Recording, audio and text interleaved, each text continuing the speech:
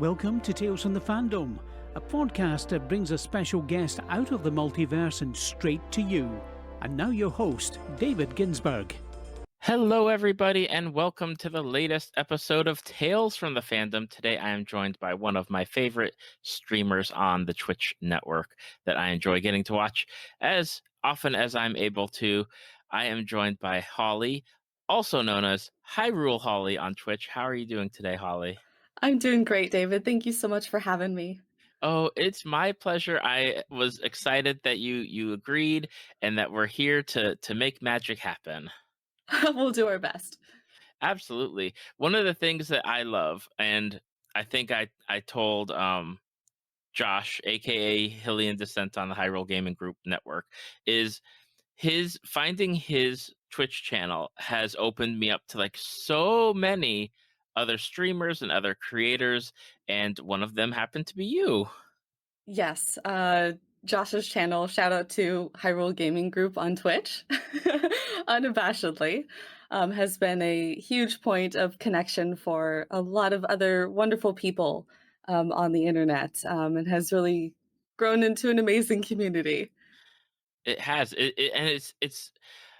I have to say, like, one of the things that I love is just everyone that is in there is so positive, and then you like he shouts out to the people. It's like, oh, go check out Hyrule Holly, and so I go check out Hyrule Holly, and Hyrule Holly has great content, and it's like, and yet again finding another like positive group of people and community and chat members and everything else. Yes, absolutely. So true. I am fairly new to Twitch still. We'll get into this a little bit later, I think, further, but I've been on the site for maybe a year and a half total, and it's just been amazing how many friendships and points of connection, how many just great people there are out there that I would never have met otherwise. Absolutely. And we will definitely be getting it to talking about Twitch later in the episode. But one of the things that I love is that your name clearly gives away one of the fandoms that we're going to be talking about today, and that is The Legend of Zelda. Absolutely. When I enter into brand new streams for the first time, I get a lot of compliments on my name, actually. Now, I always like to start off by asking, how did you originally get into Legend of Zelda? Like, what was your first game or experience of getting into that game or that franchise? Absolutely. Honestly, I can't really tell you because it was such an integral part of my childhood. Some of my very first memories of games at all were watching my dad play The Legend of Zelda: Link to the Past and Super Mario World, all on the Super Nintendo. That was the console that I grew up playing when I could actually start playing on my own. And then we got the Nintendo 64, and then continued our journey with Nintendo. I just loved the adventure, the story, the rich worlds, the puzzles. I I have many memories of getting stuck in Ocarina when I was still very young and just running around Hyrule Field, rolling my way or galloping around on Epona. Eventually, I got to the point where I could actually do the puzzles and get my way through the games, but It's always fascinating, especially with Zelda, because it's such a long franchise from the original Nintendo to like the current age of Nintendo consoles. It's always interesting to find out like where people got their start. I always joke that when I had my original Nintendo, I tried Legends of Zelda, and it just wasn't for me. Like actiony type of games weren't for me. Going all over the map wasn't for me. And and that was like my last try. Like I never tried Ocarina, never tried Majora's Mask, never tried Wind Waker, haven't tried Breath of the Wild for the Switch.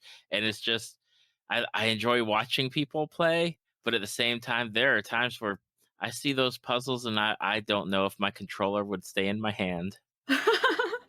I totally understand that, and it's a very different perspective that I also like to appreciate, when people are new to the franchise or have only played 1 or 2 games, especially with Breath of the Wild.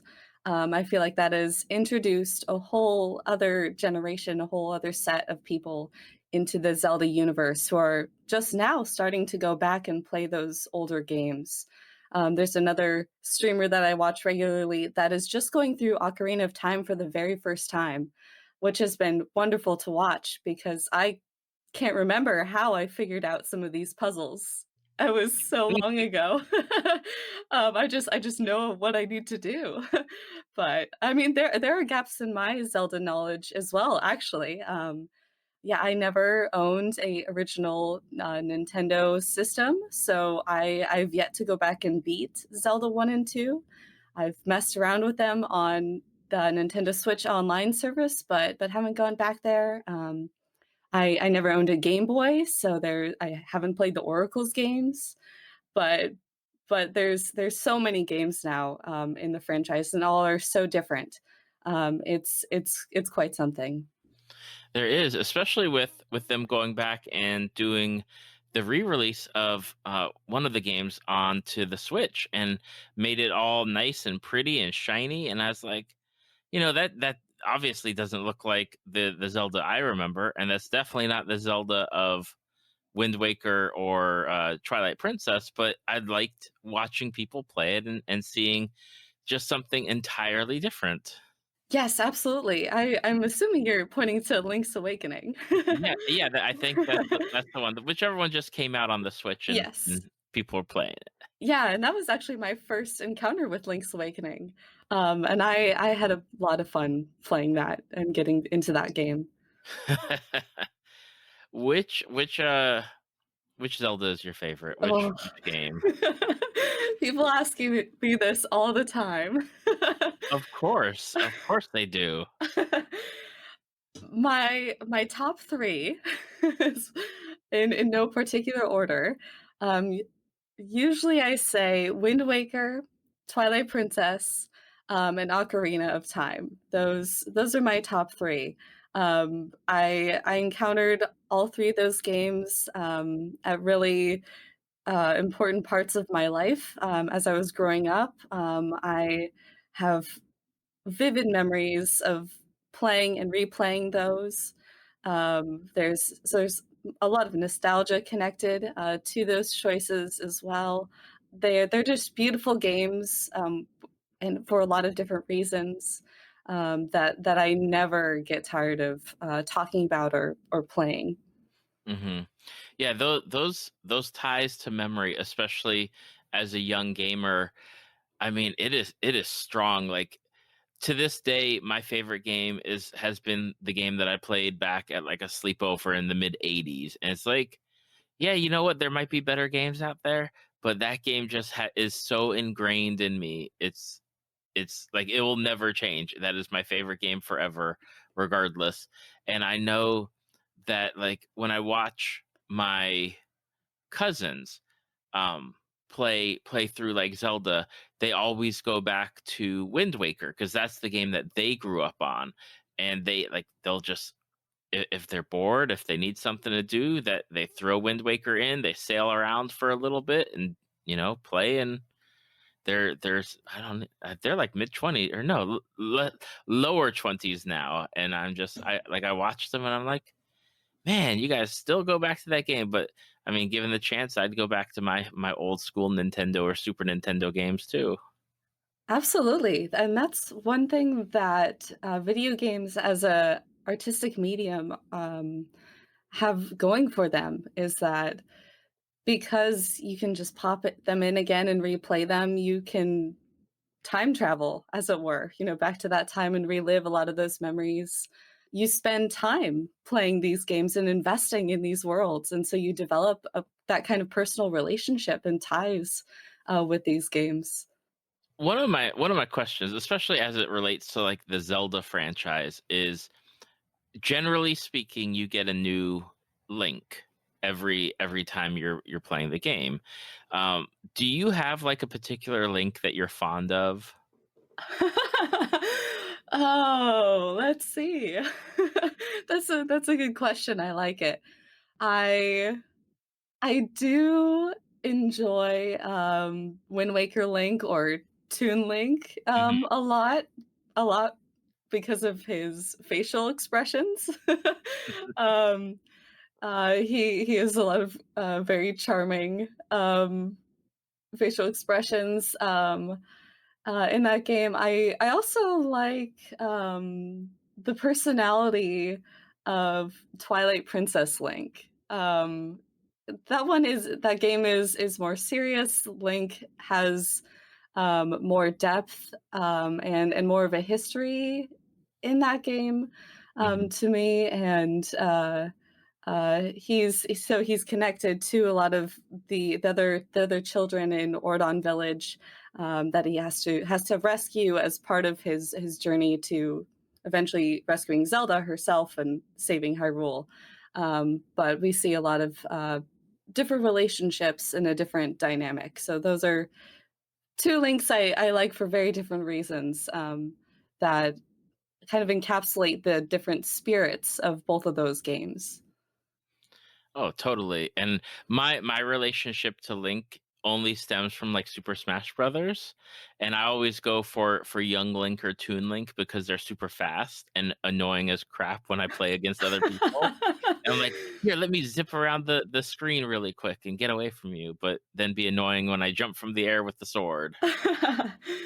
For fans of the Legend of Zelda games, and I guess one of the things is like how has being into Zelda like influenced you, whether it's gaming style or games that you tend to like play, or just in general. I know that there are games that just affect you as a person or change you, or do things to a person where, I mean, it's Legend of Zelda. It does things where maybe you weren't interested in something and now it's made you interested in it. Like I know people picked up like playing the Ocarina after Ocarina of Time, or just if there's something that has drawn something out of you from Zelda, like playing through those games. Yeah, that's a great question. I've always wanted to get an ocarina. I've had my eye on one for quite a long time, but I've never treated myself to one yet. Um, I think my experience with The Legend of Zelda in translating into the real world, I think that might contribute to my maybe adventurous spirit and interest like in the outdoors and hiking, exploring. I grew up in Montana actually, so it was quite easy to go out into the wild.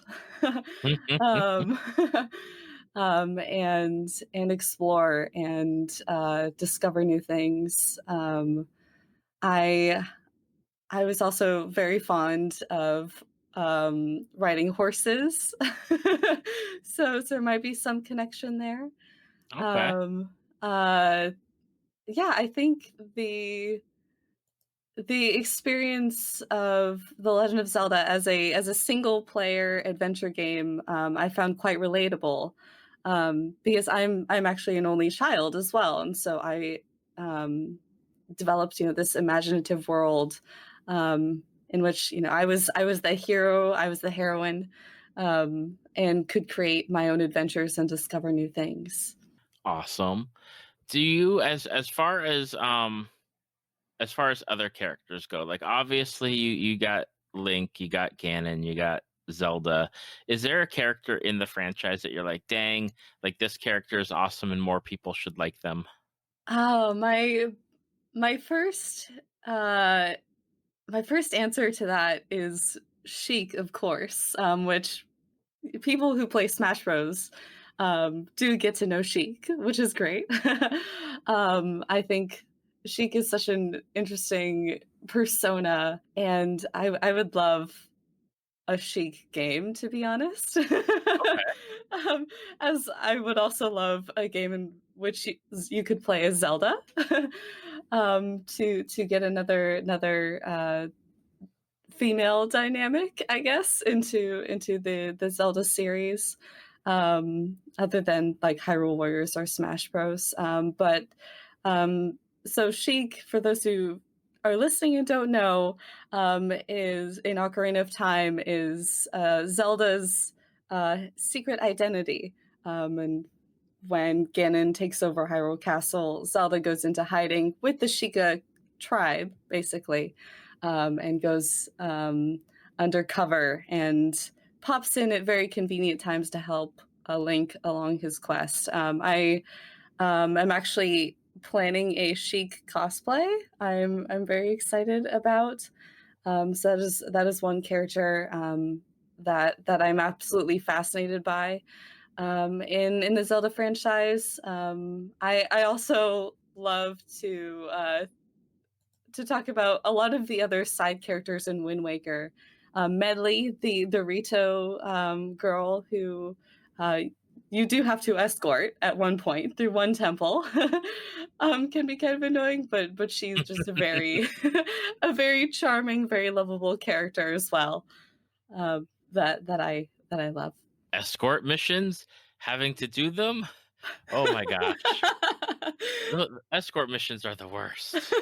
I mean, it could be Ruto in Ocarina of Time. That one is probably the worst in Zelda, I would argue. Oh my goodness. One of the things that interests me about Breath of the Wild for the Switch, which I always joke about, is like, man, I'd really love that game, but I'd find myself probably never completing the story at all. I would just run around and make a fool of myself and jump off of things and accidentally die and just be an explorer rather than like the game, because it's just that got that open world type mechanics. But I love watching people play it because it's got like all like the adventure goodness, but in the Zelda form rather than say like a more in-depth like graphic style game. Like, I there are games where I enjoy them, but it's like, okay, I could do with like the Nintendo version of it. Yeah, I really enjoy Breath of the Wild as well. I tend to it's on the cusp of my top 3 list. I'm actually in the midst of working my way through it right now in master mode. Once again, I really enjoy watching people play Breath of the Wild as well. Mostly because I enjoy watching how people approach the world and solve shrines differently than I did, or experiments. The speed running and hacking community in Breath of the Wild is so fascinating. There are so many clips out there on the internet of people pulling off these amazing trick jumps and hacking their way into into various places and out of different scenarios. And yeah, it's such a wonderful game that I've been recently thinking about is can you finish Breath of the Wild? Yes and no, but it's that open world element of it that um, makes it so vast and so much fun to just run around, collect stuff, pause and come back to, because it's not linear as the other Zelda games are. Now they're making a sequel, which doesn't seem to happen a lot as far as Zelda goes. Generally, they're like the standalone games. What are you hoping for in the sequel for Breath of the Wild? Yes, I am so excited for a Breath of the Wild sequel. The number one item on my Breath of the Wild bucket list for the second one is a return to more traditional dungeons that are thematically designed, that are longer and more complex, that have a unique boss.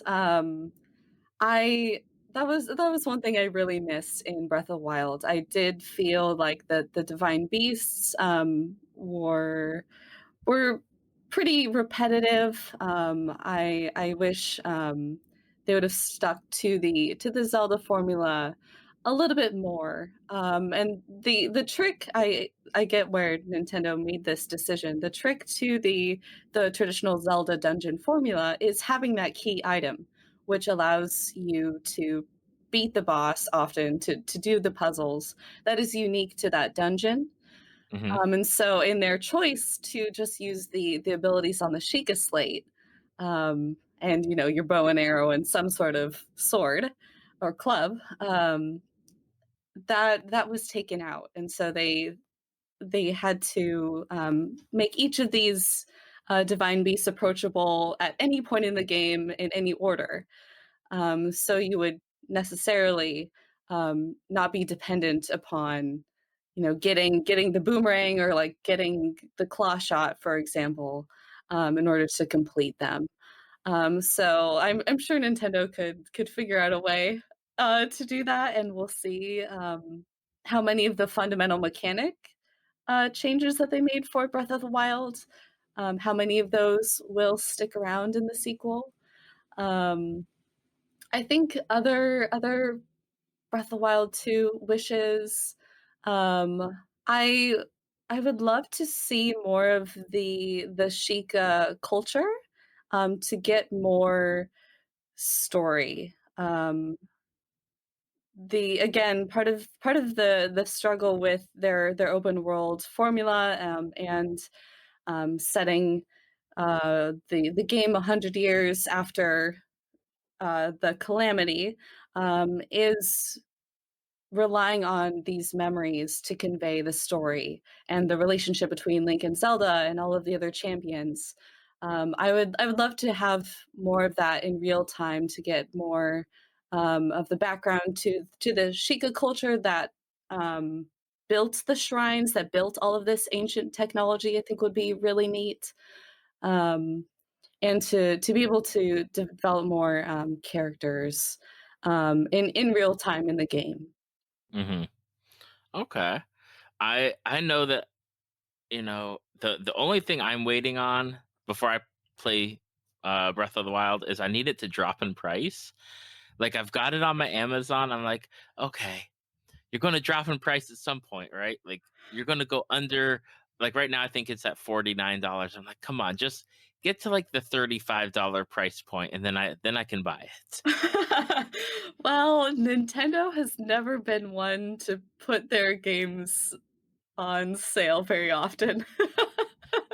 Unfortunately, their Select series is one way they have done that in the past. I'm not sure if they're doing that for Switch yet. I think they are for Wii U, but I have a lot of memories on Wii and GameCube games doing that. But Nintendo is pretty much a stickler on their prices often. But I totally get that. I know, like there's so many games from I know, like just give me like the game of the year version or whatever that they want to call it, and drop it down just a little bit so I can play it because I'll run around and be ridiculous in it. I just I gotta get it for a little bit cheaper. Even it's funny because I look for it on like Facebook Marketplace or eBay or wherever, and it's still like top tier money for it. Yeah, yeah, it is true. It is true, and that's part of the downside to a lot of these Nintendo games, and there's quite a few games that I'm still holding out for to, drop a little bit in price or save up for.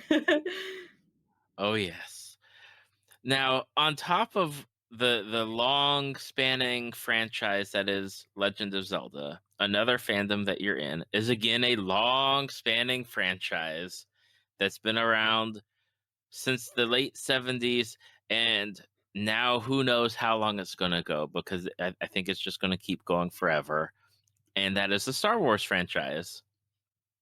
Yes, I agree, it's probably going to be with us until the end of time. I always joked before Disney bought Lucasfilm. I always joked with people. I was like, man, I bet there's going to be a a um a redo, like, how they remake Star Wars at some point, like when I'm older, like, 50 or 60 years old, I bet there's going to be a remake, and there's going to be a new person playing Luke Skywalker and new person playing Han Solo. Little did I know that I would get that in some kind of variety or way, because of what Disney has released so far and future plans of the franchise that they've talked about. But how did you first get into the Star Wars fandom? Like, what was your first experience with it?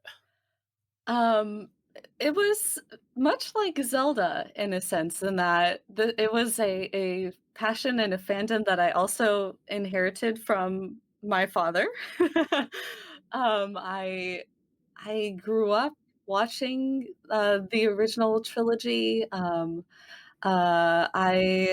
the first this might place my age a little bit more particularly, but the first Star Wars movie that I saw in theaters was Episode 3. Okay. Um, I um, I at that point was at the peak of owning my own lightsaber and action figures, and just being obsessed with the world of Star Wars. And I think I was captivated by um, the sheer vastness of it, I think, and the whole system of the Force, the classic tension between good and evil, having a hero to root for, bad guys to defeat. It just immediately captured my imagination, and I fell in love. Had you, before you saw Revenge of the Sith, had you seen the movies at home, I imagine, with your dad and with your family? Yes, yes, many times, many times. Even to this day, I would say maybe every 2 years, we end up rewatching all of them at some point. so, Okay. so I've seen the original trilogy, especially many, many times. The obvious questions are going to spring out, which is which movie is your favorite? Right, right. The answer to that is Episode 5. Is probably my top Star Wars film if I had to pick. Probably followed by Episode 4. I am one of those fans that still loves the original trilogy, and uh, experiencing the prequels, and then of course the newest trilogy and the spin-off movies that Disney has thrown our way, has been quite the adventure and quite fascinating to me in how culture as a whole and how Star Wars culture, and the more niche and passionate fans have reacted to the new movies, is really interesting to me. I wholeheartedly agree, which is why, for people who are listening, I have done a previous episode about the Star Wars fandom and franchise, so you can go back and take a listen to that. I don't want to bog down our discussion with some of the stuff that we covered in that, because I know there's a lot to talk about, and that's why I did a whole complete episode about what has, like, the recent fandom and franchise stuff going on with Star Wars. Out of curiosity, as far as Empire Strikes Back goes, why? Like, I know that it's one, like, it's on the top of my list. I love Empire. Empire has been my favorite probably since I've seen the original trilogy. What draws you specifically to that movie as putting it up top as your number one?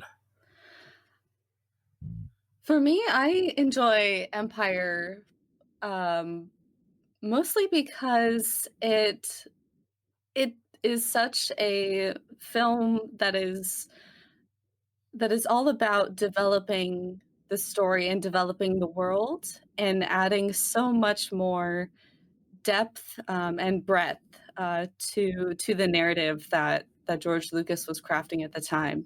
Episode 4 is great and meritorious in its own right, and it follows the classic hero's journey, that trajectory. The Death Star is blown up in the end, and so Episode 5 is such a different tone in that it anticipates Episode 6 coming after it, and so then is able to have more space and more room to develop these characters and create tension. That's when we are introduced to Yoda. That's when we hear that Darth Vader is in fact the father of Luke, Hmm. of course. um, and so I think that that film was so interesting to me, in that it is more concerned with setting up um, these issues that will be resolved in the next film, but aren't quite in that film. And I'm so fascinated by the idea of the Force as a magic system in fiction. I think is fascinating, and we see many more planets. It's just so expansive in what it contributes to Star Wars as a whole, rather than just a good guys win kind of narrative. Right, exactly. I mean, you got everything in there. Like you said, you get to see all sorts of stuff. I mean, between Hoth and Bespin and Dagobah, and you're like, okay, you got stuff going on. There's more to this than we knew from just A New Hope. Like there's just it basically like explain like it's the Big Bang of the Star Wars universe. It's just here's everything. Let's start exploring. Exactly. I think that's a great way to phrase that. Yeah. That's my job here on this podcast is phraseology. Now, we've got a long running list of places and planets and Star Wars movies, but there's also, the again obvious question is who you got? Who's your favorite character? Oh. Oh. Um, my favorite character in Star Wars. I'll point to a few. Yeah, you can, I'm not going to just say just give me one. Like I'm expecting at this point for you to just be like, here's my top 3 with a few outliers. Right, right. I of course Han Solo has to be up there on the top. His personality, um his scruffy looking nerf herderness, I'm gonna say. um is it's a fan favorite, and I'm up there with that. And uh I do enjoy what they did with him in the new trilogy, I will say. Another character that also comes from the new trilogy that I really enjoy is Rey. I really um, wish that maybe certain choices about her character's history, I will say, Hmm. to avoid spoilers. I don't know the spoiler policy, but Feel free to drop okay. the spoilers. It's okay. Okay. Okay, then the decision to make Rey Palpatine was kind of disappointing to me. But for me to see a female Jedi protagonist carry the new trilogy was something that I was very excited to see, and imagining myself 10 plus 50 15 years ago, with a female Jedi to look up to, uh, is just amazing to me. And my experience the past few years at Comic-Con, seeing these 6, 7-year-old girls running around dressed as Rey, just makes me so happy and so proud. I also enjoy. Oh, if I'm going to pick my favorite droid, is probably R2D2. Okay. Old fashioned in that way, and my turn to the original trilogy. But there are so many characters, that I enjoy in Star Wars. Being a Star Wars fan, if they said if Disney came and was like, Holly, we're gonna let you do a movie. Like, what kind of Star Wars movie would you want? Would you make for people without like any and just exist in that vacuum of Holly's making it without any exterior influences because they're ever Star Wars fandom sometimes is trash. So That's true. That's true. The movie that I would love to see, or I mean, perhaps a spin-off TV series, which they're doing now. I really enjoyed the first season of The Mandalorian. I would love to see something completely separate from the Skywalker, the Skywalker family, the established Jedi Order that we've been focusing on, and turn to a completely different kind of Force user, different ways the Force is used, which I think in the newer movies, which we kind of saw in Rogue One, um, uh, and in the following films, that the different ways that different people can interact with the Force. I think that would be really interesting to establish a different tradition of how the Force works in separate areas would be fascinating. Um, I if I could go back in time, I would also have the new trilogy be remade into Timothy Zahn's Heir to the Empire mhm. series. I enjoyed those books. I loved Mara Jade. I would have loved to see her on screen. um, but there are so many different ways um, that one can imagine themselves in the Star Wars universe, which is part of why I and so many other people, I think, are drawn to it. Um, in that it's so vast. You can write yourself into a Star Wars story imaginatively in so many different ways. Oh my goodness, yes. I think that's one of my favorite things is that you can find any type of story, any type of character that you're looking for, pretty much anything that you want in any medium, you can find it in Star Wars at some point or somewhere, whether it's like the video games, the TV shows, the movies, the books, whether it's current canon that we're in now or like the legends, which I'm using air quotes for legends right now because those are the books that I grew up on. Um, and I will say, let me just throw out there that my favorite character that I really wish that I had been able to see in a movie form, but because they changed everything and got rid of her character was Jaina Solo because she was my absolute Yeah, favorite character from those books and that former extended universe, I should say. yeah, that would have been quite something. I would have enjoyed that as well. All right. So now we're gonna talk about something that I have no real basis of knowledge in.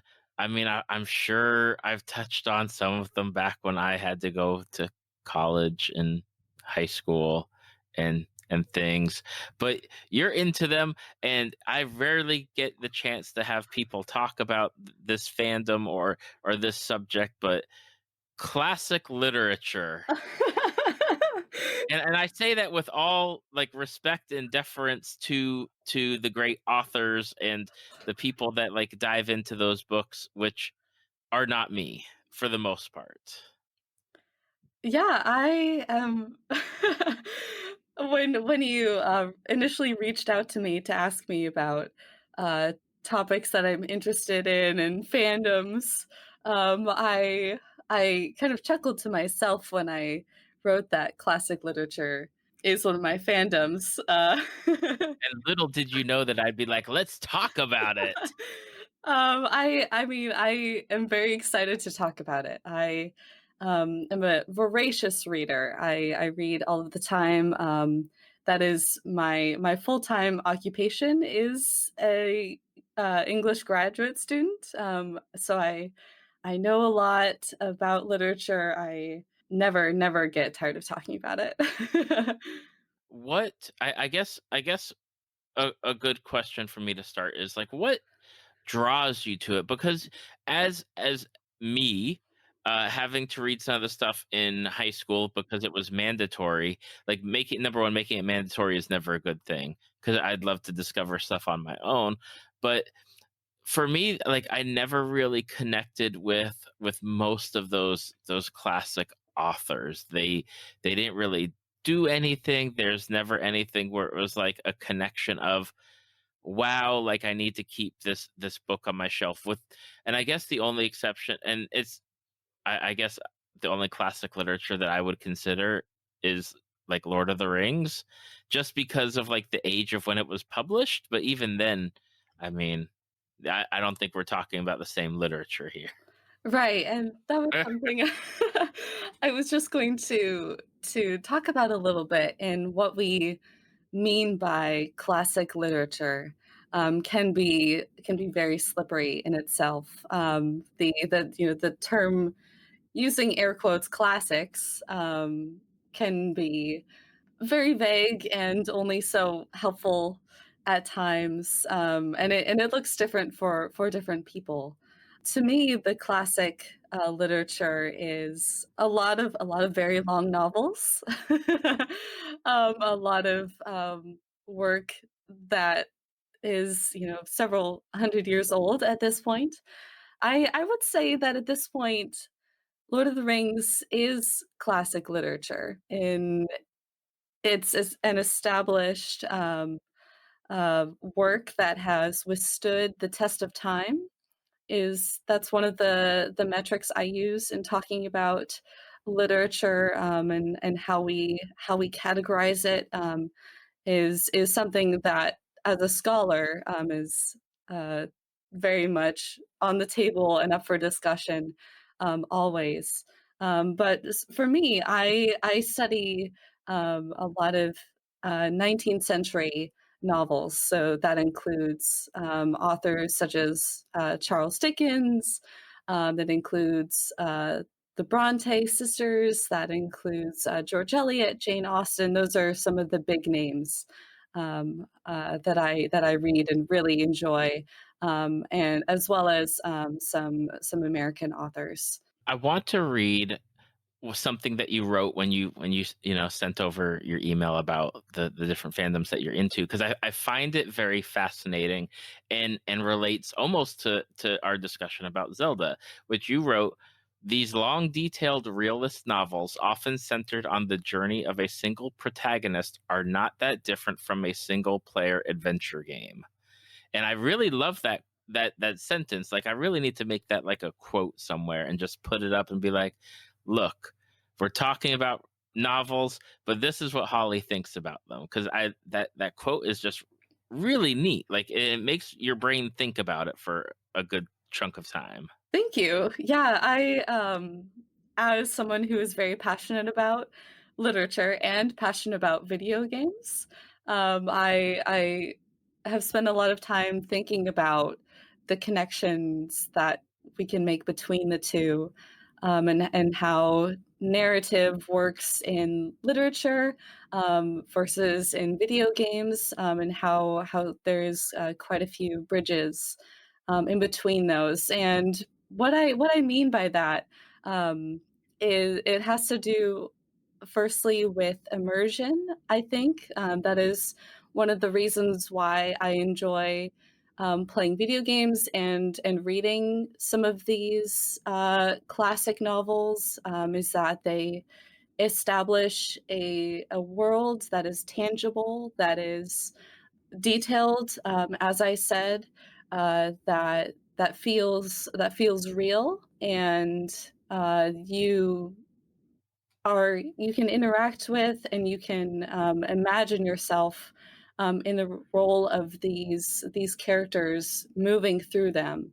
Of course, with a video game, you do have more agency and more choice often in where to take your character um, than a novel, which is guided for you. But a lot of these, especially in which there's a first person perspective in the novels, you're carried along on an adventure.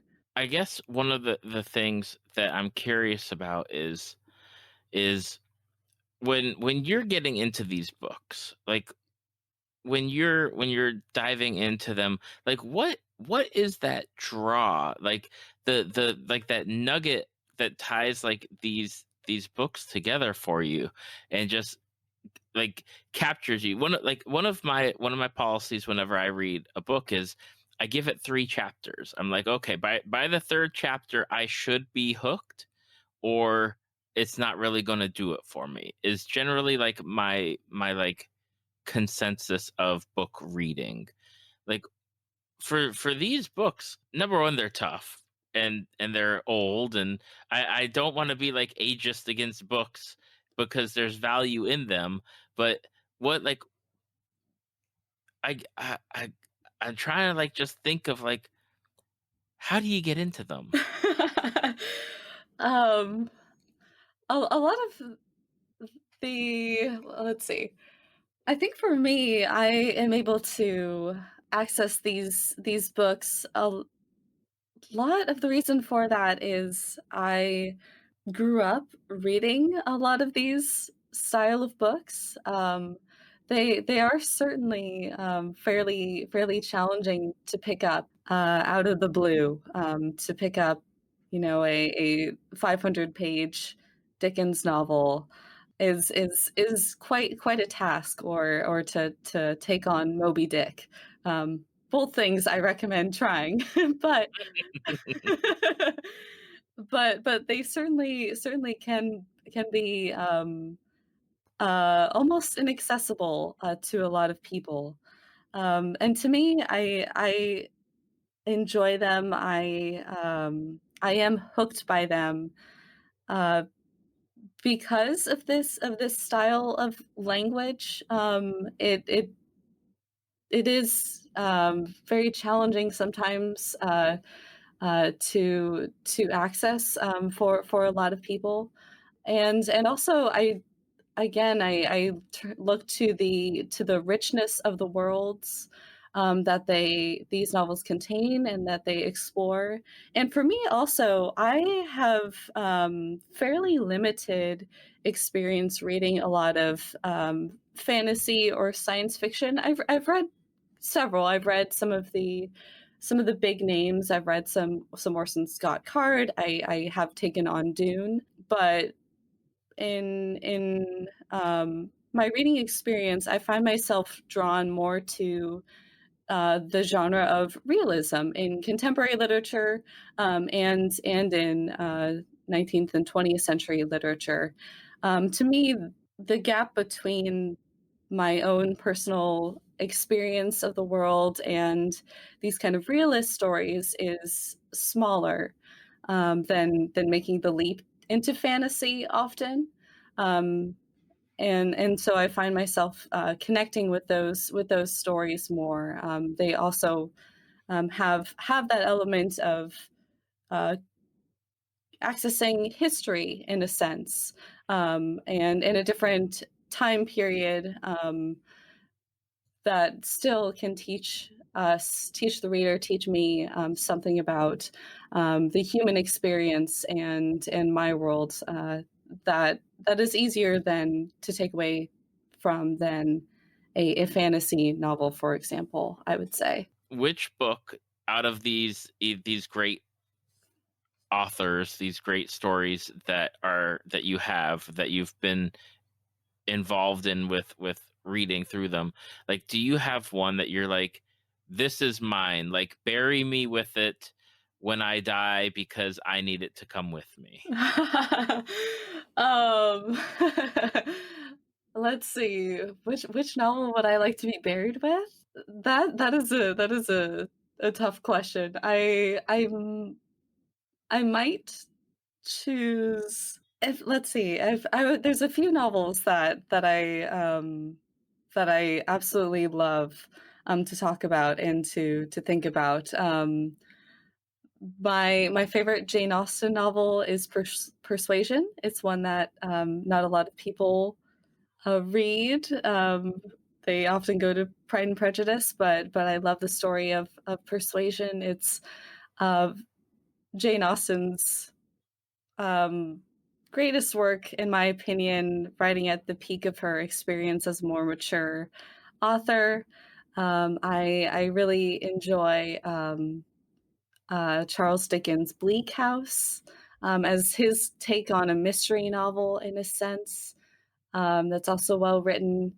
I also really enjoy John Steinbeck's East of Eden, which is his magnum opus. That is just a powerful story set in California, centered on a family and their struggles. There are so many books that I enjoy that I could name off. One of the most recent books that I read that has really stuck with me is Tim O'Brien's The Things They Carried. That is one of my go-to recommendations, which is it's a contemporary novel about the experiences of the Vietnam War. It's a fictionalized memoir esque um, kind of novella like stories all wrapped together. Those are some of the novels that I would pick probably. Okay. That's respectable. There are a few that I did not even, that like I know of the authors. I know of like their big books, like their claims to fame essentially. And you dropped books that I'd never even heard of by these authors. And I'm like, okay, there's more out there. Yes, absolutely. There are a lot of books in this world, and I wish I could read all of them. There are sometimes I see books come out and I'm like, how many more like not that I begrudge people in their fantasy novels, because there's always going to be those people out there reading them, and I am one of those people. But dang, if I look at the books, I'm like, okay, got the same thing going on. Look at the one next to it. Yep, looks like that one. But yeah, there's definitely lots of books. I thank goodness every day that I enjoy reading, because I don't know where I'd be without my reading. Absolutely, absolutely, and that's one of the points of connection, I think, in some of my recent gaming experiences, that I would like to talk with you about, actually, since you were there for my stream when I played it, is Valiant Hearts, and um, that turn to capture a piece of history in a fictionalized and also historically accurate form to experience as very similar to reading some of the literature that I've mentioned today, as a very different kind of story than Zelda, which arguably the ties to Zelda and fantasy literature are maybe more clear to a lot of people. But Valiant Hearts is such a different style of game than Zelda, and in that way, in its subject matter, I think it's a very fascinating game and an opportunity for people to connect with different types of stories. You've got the perfect segue here, because we're going to talk about your Twitch streaming, um, and specifically, you brought up Valiant Hearts, and I've watched streams for, I don't know, year, probably a little bit over a year now, because one of my subs that I have, one of the channels I've subbed to has been like 13 months now, or 14. So a little bit over a year. Um, you playing Valiant Hearts, and never like I caught pieces of the stream here and there, because I try to be as involved as I can when I'm watching streamers. And you're the first streamer that I've watched play a game where you get to the end of that story, and I'm like having a physical reaction to what is going on, like tears in my eyes because of the story that's happening. And I'm watching you, and I feel like terrible for you, because you're on the camera, and we are watching you play through this at the same time. But oh, like, it is such a powerful moment of watching a streamer, watching you play through a game like that.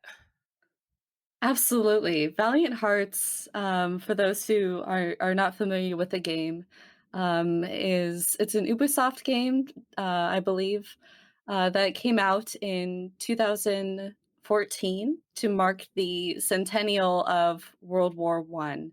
And the premise of the story is that you follow four different people from four different countries, four different professions, different jobs in World War One, and you're tracking just a piece of the war. It's not the entire war as a whole, but you are involved in medical care, which is some of the pieces that stuck out to me the most.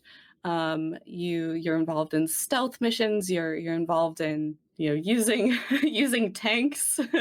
Some of the fun and surprising moments of the game, but the I won't spoil the ending, but the ending is truly one of the most powerful and heartbreaking endings to a video game that I've ever experienced. And playing that on Twitch was really really a interesting experience because of how emotionally um, impactful it was. And I was playing the game blind. I did not know what was coming. I knew from some of the viewers that it would be quite emotionally heavy, and it certainly was. But I think the game as a whole is so important in making these kinds of stories accessible to us 100 years later, and making them feel emotionally real, helping us remember um, these stories and what war is, how these people lived their lives in this visceral way, um, also without the graphical realism, in a sense. The graphics are they're very cartoony in a way, but um, it the game would have been ruined if it would have been, state of the art graphics, kind of realistic blood and gore of war. It would have been a very different game, I think. I know that you mentioned like the different styles of gameplay that are contained in the game, and my favorite, although it was the one that hurt me the most when I watched it, was as the nurse, or I guess I would assume that she is a nurse character. Yes, yeah.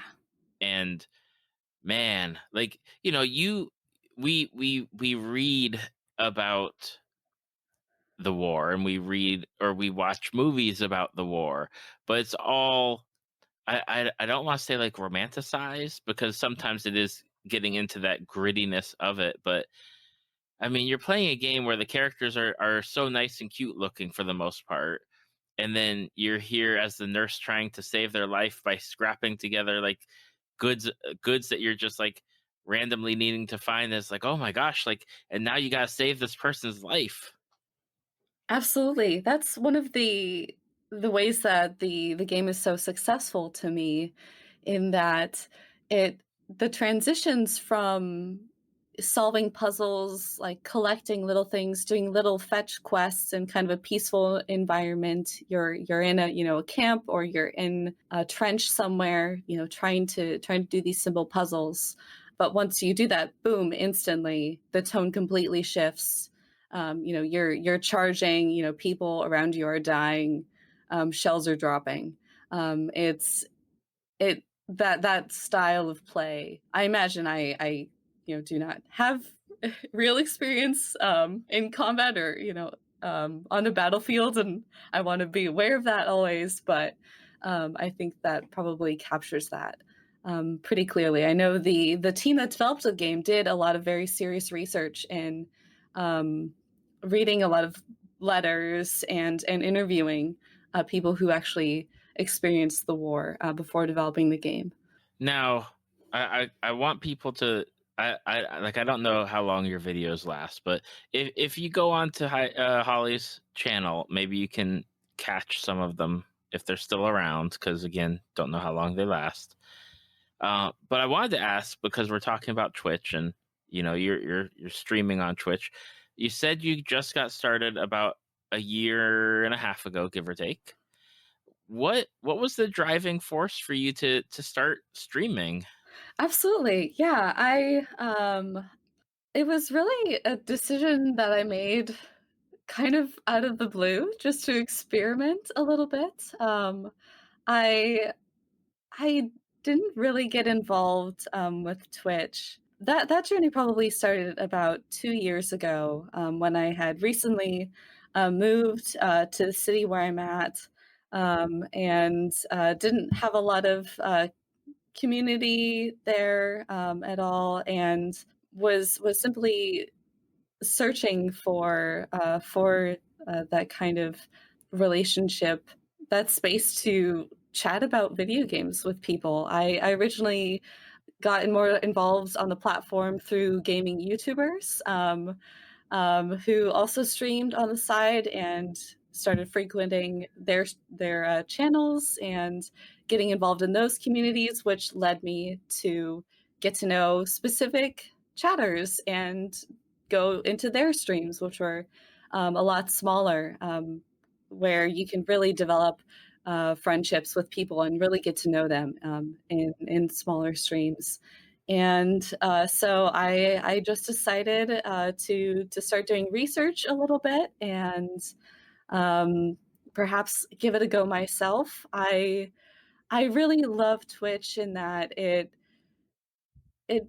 imitates that experience of watching a family member play games in the living room, that I think anybody on Twitch has had in the past, and connecting over a game, and trying to solve puzzles together, or just experience a game together in that immersive way. But as I've spent more time on Twitch, it's almost less about the game that is being played and more about the community. I probably spend more of my time watching the chat box, perhaps, than the actual game. Or, I'll watch the streamer and listen to them and what they're saying, than what's actually going on in the game. The ratio is kind of flipped for me, I think. But yeah, I just started streaming one day, and one of my friends from previous groups had happened to have followed me early on. I'm not still not sure why. And she showed up, and it just kind of blossomed from there. I'm actually coming up on my 1 year stream anniversary here in a few weeks. It's really hitting me how this platform has affected me. What is the one thing that streaming that has caught you off guard, like in a good way, where you're like, well, I'm streaming, but I never knew that like X was going to happen. The most surprising thing about streaming and about Twitch and the communities within it has simply been the generosity of people and just how many good people there are in the world. Um, I think that has been the thing that has been such a journey and a revelation for me to learn and experience that people would devote hours to spending time with you, to chatting, to give you money itself is such a wild thing to me. And I mean I'm sub to plenty of people and try and you pass on a lot of the love that I get to the people I care about. Uh, but it's this kind of wild space of just positivity most often and um, people just sharing the love of video games together at a base level, which is that point of connection, but also developing other relationships and deeper friendships in chats or in discords, offline even. That's really unique in a lot of ways to me. And before that, I never really had a lot of experience creating internet friendships before Twitch. I never really got online or played, like, what Club Penguin or whatever, whatever, whatever kids my age were doing in online. I kind of came into internet friendship spaces late. I think for a lot of people, but it's been an amazing experience. For you as a streamer on Twitch, like generally for people that are listening to this episode, what games can they expect to find on your channel? Absolutely. I am a casual variety streamer. So I stream only a few days a week right now, and I play a lot of stuff. I do play a lot of Nintendo. I love to play Mario Kart with my community, and get a lot of people involved with that. That's always a lot of fun, and I'm also trying to play a Zelda game every so often. We've been playing it almost every other game fairly recently, and try a lot of different games like Valiant Hearts, like the one we are going through now, which is Moonlighter. It's an roguelite RPG action adventure game. That's an indie game. I like to try a lot of different things, and challenge myself. Now you mentioned Moonlighter, which I've been enjoying watching you play. Number one, because I just there's something about that game where it's like it it's got such a unique like style of gameplay, and the graphics I don't like. There used to be a time where I was like, oh man, graphics very important, need the graphics. But now as I'm older, I'm like, give me story, give me the playthrough of like what you're doing in the game. How do you, because I've talked to a few other streamers about this, like in their channels, is how do you find these games? Like, how do you get these recommendations to number one purchase them and then to stream them? Because there are some games that I've seen on streams where it's like I'd never heard of these games until somebody has been playing them on stream. Yeah, absolutely. I think I stumbled across Moonlighter on, I think it was through Steam recommendations, I believe. Because I'm playing it on PC. I got it on Steam sale for only like a few dollars, which is amazing. But I believe I stumbled across it about like 6 months ago, and have been having my eye on it for a while. But yeah, it's always it's always fun to try out indie games and to support smaller developers. Another indie game that I was playing for a while is Starbound, and that one I had came across through YouTube. Some YouTube gamers that I follow were playing that.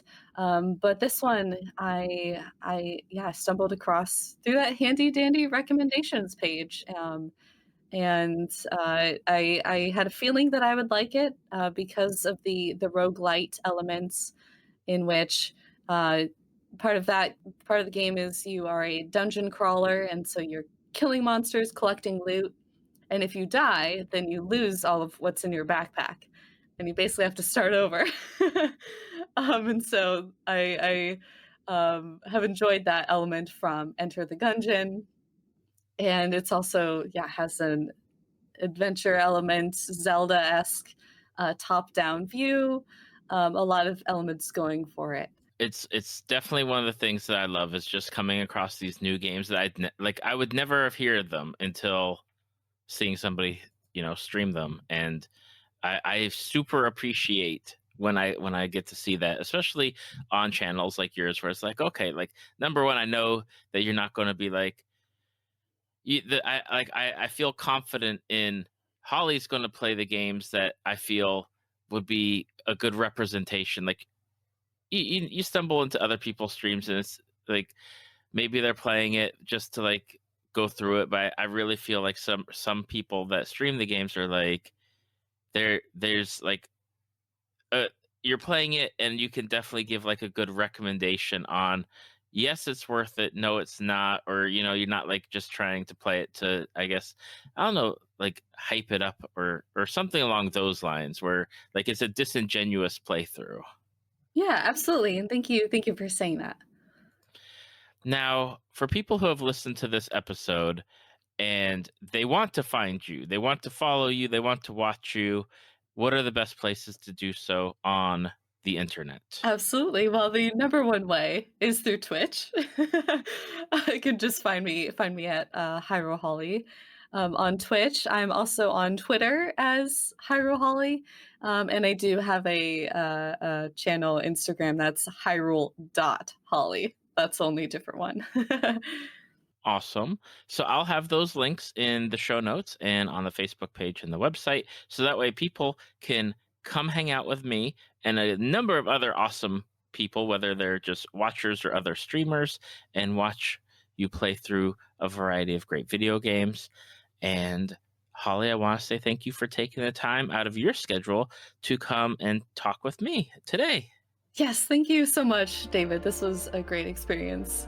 Thank you for listening to Tales from the Fandom. Subscribe to us on iTunes or your podcast app of choice.